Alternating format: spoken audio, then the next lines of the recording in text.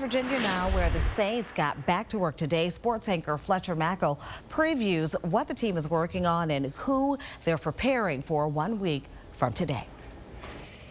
That's right. As we speak, the Saints are back on the practice field here at the Greenbrier Resort in White Sulphur Springs, West Virginia. The Saints head off on Friday after falling to the Baltimore Ravens 30-27 in the preseason opener on Thursday night. The Saints did some things well. The backups played very well, and the Saints actually outscored the Ravens 13-10 in the second half. But the start of the game is what cost the Saints. The defense just couldn't get off the field. It was very reminiscent of the 2014 season, and the offense just really couldn't get going. Now realize Drew Brees did not play in the first preseason game, although he is expected to play 1 week from today when the Saints host the New England Patriots in the preseason home opener. The Saints also had 16 penalties for 143 yards. Coming up in sports, we're going to talk about all of these issues, the penalties, not being able to get off the field. We'll hear from Zach Streif and Keenan Lewis. Again, that's coming up in a few minutes in sports. For now, though, on your side in West Virginia with the Saints, Fletcher Mackel, WDSU News.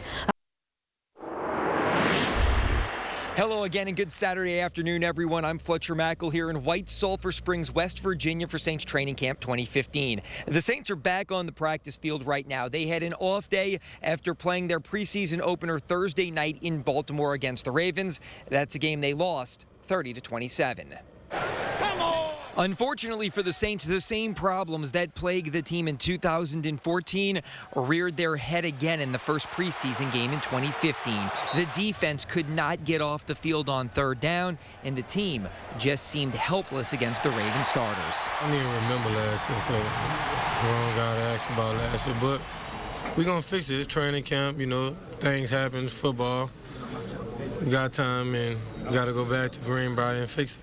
There were a few bright spots. Some of the rookies played well. Garrett Grayson, the quarterback, finished an efficient 8 of 12 for 88 yards, and Damian Swan, the rookie cornerback out of the University of Georgia, picked off a pass late in the game. I'm trying to play my technique, you know, trying to be fundamentally sound with everything I do. You know, it's my first time out there.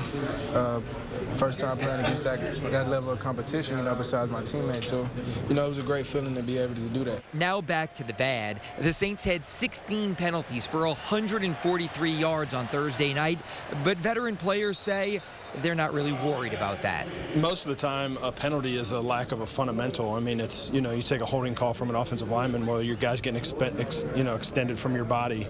It's a fundamental. It's a technique issue. So the good thing is you can teach from those, you know, and I mean, I think even some of the young guys, we had some young guys have them, and I think, honestly, just don't know when to let go. You know what I mean? At the end of the day, we are grabbing, and there's a point where you got to release, and some of that stuff will come. But obviously, we'll, you know, there's penalties you can't have, false starts, offsides, or penalties that are, it's a mental error at the end of the day. Some of these penalties are plain errors, and we'll have an opportunity to teach from them and learn and get better, you know, more honestly fundamentally sound as we go. And now to college football and the Tulane Green Wave. Curtis Johnson is busy getting his team ready for a huge season opener Thursday night, September 3rd in Yulman Stadium against the Duke Blue Devils. And for the people that think Duke is just a football school, think again. David Cutcliffe has turned the football program around in North Carolina. In the previous 2 seasons, the Blue Devils have played in the Peach Bowl and the Sun Bowl. You don't think you ever arrive in college football. As soon as you think you do, you're backing way up. But I think the thing that we've been able to do that's most pleasing, if there's something pleasing, is remain true to our values. And that's the greatest lesson we've been able to teach the players that have come and some gone in our program. From Tulane to LSU Football Media Day is this weekend. It'll be the first chance we have to talk to quarterbacks Brandon Harris and Anthony Jennings. Both have been off limits to the media since the Tigers started practicing 1 week ago.